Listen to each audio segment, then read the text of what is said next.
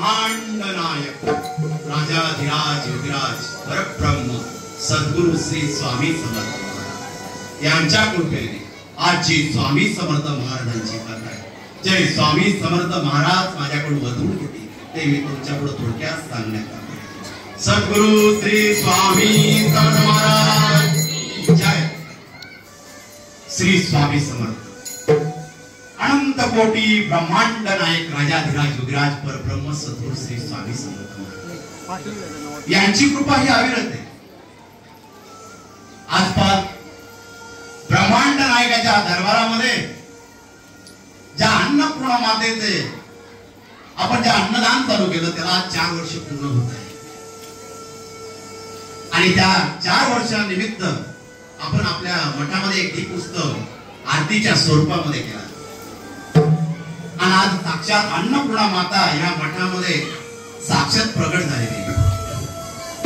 आपण कधी म्हणतो एखादं रूप घेतलं एखाद्या व्यक्ती कधी जर त्या व्यक्तीने घेतलं तर त्या व्यक्तीला ती व्यक्ती म्हणून नाही बघायचं, त्या व्यक्तीने ज्या भगवंताचं रूप घेतलं त्या भगवंत म्हणून त्या व्यक्तीकडे बघावं लागतं। आज साक्षात अन्नपूर्णा माता इथं बसलेली आहे। ह्या मठामध्ये कधी अन्नदान कमी पडणार नाही। एक तुळशी विवाहाचा एक अनुभव होता मठामध्ये। तुळशी विवाहाचा विवाह सुरू झाला आणि अन्नछत्रातले सर्व स्वामी भक्त पूजेला बसलेले होते आणि गर्दी वाढायला लागली होती। त्या दिवशी गर्दी फार वाढली होती। स्वयंपाक 1000 लोकांचा केला होता आणि गर्दी 2-2.5 हजार लोकांची वाढत चाललेली होती मठामध्ये। आणि अन्नछत्रातले स्वामी भक्त बसलेले असताना त्यांच्या मनामध्ये पूजा चालू असताना विचार सुरू झाले, अन्नदान पुरेल का? आपण पूजेला बसलेले आणि एवढी संख्या आलेली, मग अन्नदान कसं करायचं वेळेवर? आणि त्यावेळेचा प्रसंग आहे की अन्नछत्रामध्ये एक छोटीशी मुलगी काठी पातळ नेसून हिरवं त्या मठामध्ये आली। अन्नछत्रामध्ये तिने सुंदर असा शृंगार केला होता, नाकामध्ये नथनी घातलेली होती, काठी पातळ नेसलेलं होतं। शृंगार बघितल्यावर एक देवी वाटावं असं तिचं रूप होतं आणि त्या मुलीने तिथं जाऊन अन्नछत्रातल्या काही स्वामी भक्तांकडे प्रसाद मागितला, मला भूक लागलेली आहे, मला काहीतरी जेवायला। यावेळेस यांनी विचार नाही केला की मठात नैवेद्य द्यायचा आहे का काय। यांनी पटकन ताट वाढून त्या मुलीला दिलं। त्या मुलीने हसत मुखाने तो प्रसाद प्राशन केला आणि काही वेळात ती मुलगी गुप्त झाली। परत तशी मुलगी मठामध्ये कधी दिसली नाही आणि त्या दिवसाचा अनुभव आहे आजपर्यंत मठामध्ये काही कमी पडलं नाही। ही स्वामींची कृपा आहे। हा अन्न मातेचा अन्नपूर्णा मातेची कृपा आहे या मठावर। कुठलाही वैभव का वाढतं, कोणत्या वैभवामध्ये शक्ती का असते, ते अन्नदानामध्ये। तुम्ही जे अन्नदान करता ते कधी वाया जात नाही, एवढी शक्ती त्या अन्नदानामध्ये। पुढे अन्नदान चालू असतं, त्या अन्नदानामध्ये श्रीमंत घरचा असो गरीब घरचा असो, जर त्याने तो प्रसाद प्राशन केला जेव्हा तो मुखातून शब्द निघतात किती सुंदर प्रसाद होता, असं मन भरलं, माझं पोट भरून गेलं, तो आशीर्वाद त्याला लाभत असतो। त्याला म्हणता अन्नपूर्णा मातेची कृपा। ब्रह्मांड नायक त्या अक्कलकोट मध्ये बसलेला होता। काही स्वामी भक्त स्वामी समोर बसलेले होते। काहींचं म्हणणं होतं महाराज चोळप्पा महाराजांना झुकतं माप देतात आणि आमच्याशी कडक बघतात, चोळप्पा महाराज कशी वागू? महाराज त्यांना काहीच बोलत नाही, महाराज फक्त हसायचे। हा प्रसंग वाढत चाललेला होता आणि त्यावेळेस मुंबईचा लक्ष्मण कोळी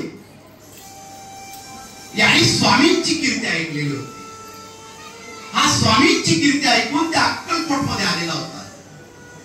अक्कलकोटला आला आणि चोळप्पा महाराजांना भेटला। चोळप्पाजी, मला स्वामींचं दर्शन घ्यायचंय, मी मुंबईवरून आलेलो आहे। चोळप्पा महाराजांनी होकार दिला, आपलं नाव काय? माझं नाव लक्ष्मण, माझा गल भक्तांना व्यापार आहे, समुद्रामधल्या मासे मी पकडतो, या स्वामींचं दर्शन होईल। त्यावेळेस असंख्य स्वामी भक्त स्वामी समोर बसलेले होते आणि मनामध्ये चोळप्पा महाराजांकडे धाव चाललेला होता की महाराजांना चोळप्पा का जवळ जातो। भक्ताची भक्ती जशी असते तर गुरुचं तेवढं प्रेम त्या भक्तावर असतं, त्या शिष्यावर असतं. देवाला तुमच्या स्वभावाशी गेलं नाही, तुमच्या चेहऱ्याशी गेलं नाही, तुमच्या पैशाशी गेलं नाही, तुमच्याशी कोणत्याच गोष्टीशी गेलं नाही, तुमच्या भक्तीशी गेले. तुमच्या हृदयामध्ये त्या तुमचा भाव करत आहे आपल्या भगवंताबद्दल, त्याच्याशी भगवंताला घेणं आहे. आणि तो हृदयाचा भाव हा सुंदर, प्रेमळ, निर्मळ हा चोळप्पा महाराजांचा स्वामींबद्दल होता. म्हणून स्वामींचं प्रेम हे चोळप्पा महाराजांना होतं. सकाळची वेळ होते आणि महाराज निघाले. महाराज निघाले, चोळप्पा महाराजांनी आपलं धोतर आवरलं आणि महाराजांच्या मागे निघाले. महाराज यांना आचरण भाऊ म्हणत असे. महाराज जेव्हा चालायचे ना तर आपल्याला पळावं लागायचं. असे स्वामी महाराज चालायचे, असे उंच असा देव त्यांचा होता स्वामी महाराजांचा. महाराजांना उगीच आचरण भाऊ नाही म्हणायचे.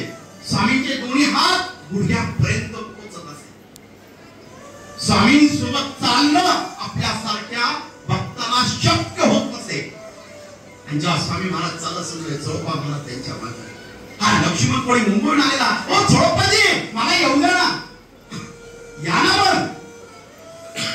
आणि लक्ष्मण कोळी चोळप्पा महाराजांच्या मागे. आणि बाकीचे सर्व स्वामी भक्त गणपतराव जोशी, भुजंगा, आपले बाळप्पा महाराज, सुंदराबाई, अनेक स्वामी भक्त सर्व स्वामींच्या मागे. गावातले काही जे चोळप्पा महाराजांना नावं ठेवत आहेत, द्वेष करत असते, ते सुद्धा निघाले असताना काही जण बोलू लागले, स्वामींना काय झालेले, नित्य चालत होता, बाकी त्यांचा विचार करत नाही. सगळे थकून गेले होते, स्वामी चालतच होते. चोळप्पा महाराजांनी आवाज दिला, स्वामी थांबा ना, स्वामी कुठं जायचं. आणि त्यावेळेस चोळप्पा महाराजांच्या मनामध्ये भाव निर्माण झाला की हा ब्रह्मांड नाईक मला सोडून तर नाही जाणार ना. आणि त्यावेळेस त्यांचे डोळे पाणावले चोळप्पा महाराजांचे, कारण त्याच्या मनामध्ये शंका निर्माण झाली की माझे स्वामी मला सोडून जाते. या अक्कलकोट सुन सुन होईल, या अक्कलकोट मध्ये कोणी राहणार नाही, कोणी दाता राहणार नाही, स्वामी जोरात जात आहे. स्वामी थांबले. स्वामी थांबल्यावर सर्व स्वामी भक्त थांबले. चोळप्पा महाराज स्वामींच्या चरणांजवळ गेले, घट्ट चरण पकडले. स्वामी महाराज जाऊ नका ना, मला सोडून जाऊ नका स्वामी, माझ्या जवळ राहा स्वामी, मी तुमच्याशिवाय नाही येऊ शकत स्वामी, नाही तर ह्या अक्कलकोट सुनावून जाईल स्वामी. स्वामी स्मित असं सुंदर हसताय. त्यावेळेस चोळप्पा महाराजांच्या डोक्यावर हात ठेवला. जोड्या, आम्ही कुठेही जात नाही, तू आमच्या सोबत राहा. महाराज पावलं चालायला लागले आणि निवडून एक काटेरी वड होतं, तिथपर्यंत स्वामी गेले आणि स्वामी तिथं थांबले. स्वामी थांबल्यावर बाकीचे भक्त बोलू लागले, आता आपण पुढे जाऊ शकत नाही, पूर्ण काटेरी वड आहे.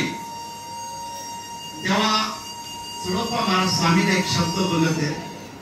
सगळे जण बोलू लागले, स्वामी थांबा, स्वामी थांबा. त्यावेळेस चोळप्पा महाराज सुंदर वाक्य बोलले होते, महाराज तुम्ही चला, मी आलो, तुमच्या पाठीमागे मी आलो. हे चोळप्पा महाराज तिथे बोलले होते. महाराज चालत होते आणि महाराजांच्या पायामध्ये काटे रुचले आणि स्वामींचा पाय रक्त बंबाळ झाला. आणि हा लक्ष्मण कोळी आपल्या डोळ्यांनी बघतोय, ब्रह्मांड नायक ज्याला म्हणतात त्याच्या पायातून रक्त निघतंय. हा लक्ष्मण कोळी विचार करू लागला, स्वामी मला तर शक्य होत नाही, या काट्यावर चालतो, तुम्ही चालताय. आणि चोळप्पा महाराजांनी त्यावेळेस कुठलाही विचार केला नाही आणि स्वामींच्या मागे चालत राहिले. पूर्ण काटेरी वनातून आल्यावर सगळ्या भक्तांनी चोळप्पा महाराजांचा हात जोडले होते. चोळप्पा, तुझ्या भक्तीला नमस्कार आहे, तुझी भक्ती महान आहे चोळप्पा. का तुला स्वामी जवळ घेतात, आज आम्ही आमच्या डोळ्याने बघितलं. हा लक्ष्मण कोळी चोळप्पा महाराजांना बोलू लागला, मला चोळप्पा म्हणजे तुमच्यासारखं व्हायचंय, मला तुमच्यासारखी सेवा करायची. लक्ष्मण कोळी आता स्वामींची सेवा करू लागला. आणि एक दिवस त्यांनी अक्कलकोटमध्ये अन्नदान दिलं. अनेक ब्राह्मण होते, काही गरीब होते, काही श्रीमंत होते, काही जागीरदार होते, सर्व तृप्त झाले होते. लक्ष्मण कोळीने अन्नदान दिलं असताना लीलामृत मधला हा सुंदर एक आता प्रसंग लिहिलेला आहे. लक्ष्मण कोळी ज्यावेळेस स्वामींचा आशीर्वाद घेतोय, स्वामींना सांगतो, स्वामी माझा गणपत्याचा व्यापार आहे. गणपत्याचा व्यापार म्हणजे ज्या समुद्रामध्ये होडी असतात त्या होडीमध्ये जाणं आणि मच्छीमारी करणं, सरळ मासे तिथून पकडणं जाळ्यामध्ये, हा माझा व्यापार आहे. बाई कामगार सर्व गणपत्या बांधून ठेव, आम्ही सांगतो तुला. स्वामी महाराज एवढी शब्द दिले. लक्ष्मण कोळीला त्याचा अर्थ कळला नाही. स्वामींचा आशीर्वाद घेतला, गणपती बांधायला लागला, होडींना सगळ्या दोऱ्या बांधायला लागला आणि स्वामींचं मनापासून नामस्मरण घेतलं आणि त्यावेळी त्याला साक्षात स्वामी समोर भास झाल्यासारखे दिसू लागले. आपल्या गणपत्यात ब्रह्मांड नायक बनलेला असं त्याला भासू लागलेलं होतं.